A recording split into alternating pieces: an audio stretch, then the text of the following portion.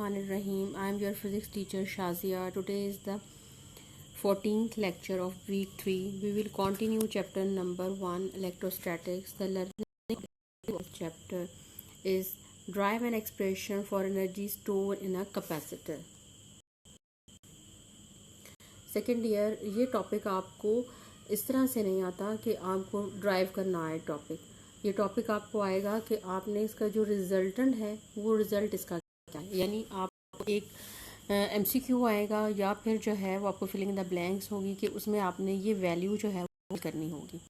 ये टॉपिक यहाँ पे रिपीट हुआ है. फिर ये टॉपिक जो है वो 16 चैप्टर में इंडक्टर के साथ रिपीट होगा और हमें इक्वेशन कौन सी याद करनी है, ये इक्वेशन याद करनी है.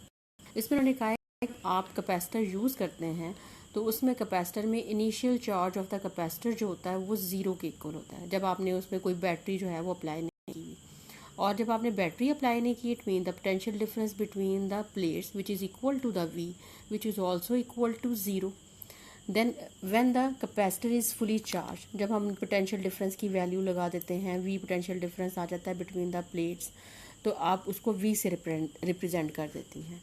तो अब उन्होंने कहा कि आपने एवरेज वैल्यू जो है उसकी लेनी है. Average value of the potential difference अगर हम ले लें उसकी which is equal to the zero.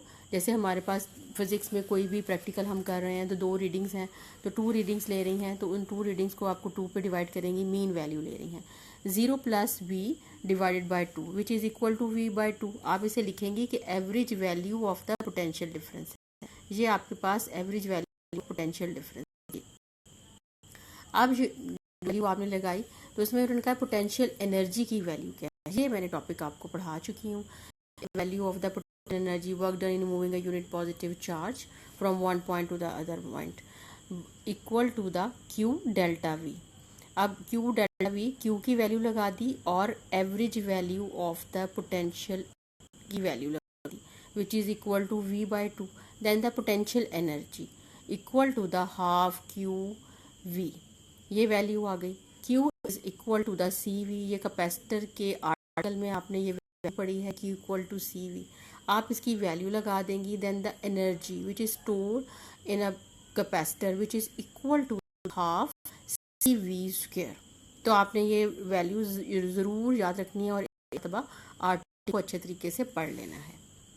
Topic है लिखा हुआ नज़र आएगा आपको अपनी बुक में, energy store in terms of electric field. ये देखें स्लाइड पे भी नज़र आ रहा है. ये क्या है? When we consider the energy is being stored between the two plates rather than the potential energy of the charges on the plates we put.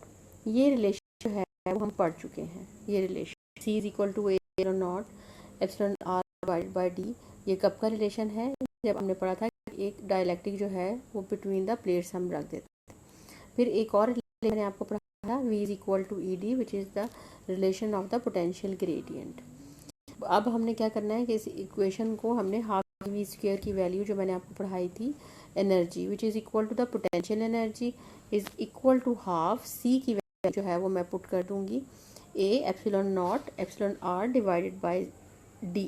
ये वैल्यू हमने इस तरह से पुट कर दी और हमने E की वैल्यू D की वैल्यू पुट कर दी.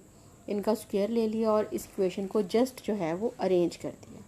इस इक्वेशन को अरेंज करें, आपके पास वैल्यू जो है देखें ये कांस्टेंट की वैल्यूज़ आ रही हैं which is equal to half epsilon R epsilon naught E square और AD की वैल्यू जो है वो उन्होंने ब्रैकेट में ले ली है. AD की वैल्यू ब्रैकेट में इसलिए ली है कि हम फाइंड आउट करना चाहते हैं value of the energy density. Energy density किसके इक्वल है? एनर्जी स्टोर पर यूनिट वॉल्यूम. तो ये जो AD की वैल्यू है ये आपके पास वॉल्यूम के इक्वल है कि आपने एरिया को जो है वो D से मल्टीप्लाई कर रही हैं. एनर्जी डेंसिटी जो है equal to energy per unit volume. Volume की वैल्यू आपके पास AD. Energy per unit volume जब आप एनर्जी डेंसिटी की वैल्यू लिखेंगे आपके पास रिलेशन आ जाएगा हाफ. लास्ट रिलेशन देखें, half epsilon R epsilon not and E square. Value आपके पास आ गई जो है वो एनर्जी डेंसिटी की. इसका जो है वो रिलेशन आप याद कर लीजिएगा. ये आखिरी इक्वेशन आप याद कर लीजिएगा. है आपके बुक में छोटा सा आर्टिकल है, लिखा हुआ है इलेक्ट्रिक पोलराइजेशन ऑफ डाइलेक्ट्रिक्स. इस आर्टिकल में जो है 2 डेफिनेशंस हैं कि एक तो उन्होंने आपको इन्फॉर्मेशन दी है कि इन्फॉर्मेशन अभी ये कैपेसिटर के साथ का आर्टिकल ही है। इन्फॉर्मेशन उन्होंने दी है जो मैंने आपसे कहा था कि जब आप पोटेंशियल डिफरेंस की वैल्यू डिक्रीज़ करती है, वो कैसे डिक्रीज़ करती है, जब आप कैपेसिटर जो है वो कैपेसिटर के मिड में कोई डाइलेक्ट्रिक रख देते हैं। जब कैपेसिटर के मिड में कोई डाइलेक्ट्रिक रख देते हैं तो इनकी वैल्यू जो है पोटेंशियल की डिक्रीज़ हो गई। अब वो कहते हैं कि जब आप इसकी वैल्यू डिक्रीज़ होती है तो पोटेंशियल की वैल्यू डिक्रीज़ हो गई, कैपेसिटेंस की वैल्यू इंक्रीज़ हो गई, तो इलेक्ट्रिक इंटेंसिटी की वैल्यू वो भी इंक्रीज़ जो है वो भी डिक्रीज़ होती है। वो क्यों डिक्रीज़ होती है, हम वैल्यू जो लेते हैं वो वैल्यू हम कौन सी लेते हैं कि पोटेंशियल ग्रेडियंट की वैल्यू अगर आप देखें which is equal to V is equal to ED, it mean कि अगर V की वैल्यू डिक्रीज़ हो रही है तो इलेक्ट्रिक इंटेंसिटी की वैल्यू भी डिक्रीज़ हो रही है। वो कहते हैं कि ये वैल्यू जो है और क्यों डिक्रीज़ हो रही हैं और कैपेसिटेंस क्यों इंक्रीज़ हो रहा है, उसके ऊपर ये आर्टिकल है कि कैपेसिटेंस जो इंक्रीज़ हो रहा है वो due to the polarization of the dielectric, ये इसलिए इंक्रीज़ हो रहा है। सबसे पहले कि डाइलेक्ट्रिक जो है वो क्या है और किस तरह से पोलराइजेशन लिए का वर्ड जो है वो से आप जस्ट कह सकते हैं कि negative and the positive charges जो हैं वो अरेंज हो रहे हैं। और ये डाइलेक्ट्रिक्स जो हैं वो क्या हैं, dielectric consist of the atoms in the molecule which are electrically neutral, electrically neutral होते हैं। और क्या है इसमें जो है इसमें equal number of positive charges and negative charges होते हैं। और जैसे ही डाइलेक्ट्रिक मटेरियल जो है उसमें आप इलेक्ट्रिक फील्ड अप्लाई कर रहे हैं, जैसे मैंने आपसे कहा था कि V की वैल्यू हम अप्लाई कर देते हैं, तो इलेक्ट्रिक फील्ड अप्लाई करते हैं, देन द पॉजिटिव चार्जेस, वे मैं आपको कैपेसिटर की ही एग्जांपल से बता रही हूँ कि पॉजिटिव चार्जेस जो होते हैं वो मूव करना शुरू हो जाते हैं नेगेटिव प्लेट की तरफ, और जो है नेगेटिव चार्जेस जो है वो पॉजिटिव प्लेट की तरफ मूव करना शुरू हो जाते हैं। आपकी बुक में इसकी डायग्राम भी बनी हुई है, और डायग्राम के साथ जो है वो पॉजिटिव और नेगेटिव से चार्ज बना हुआ है और उसमें एक सर्कल इस तरह से बना है। वो कहते हैं कि ये है वो प्लेट्स की तरफ मूव कर रहे हैं। अब जब ये मूव करते हैं तो एक प्लेट के ऊपर एक साइड पे जो है टोटल आप देखेंगी कि यूं आपके पास एक टोटल प्लेट आना शुरू हो जाएगी और एक प्लेट टोटल जो है वो नेगेटिव नजर आना शुरू हो जाएगी।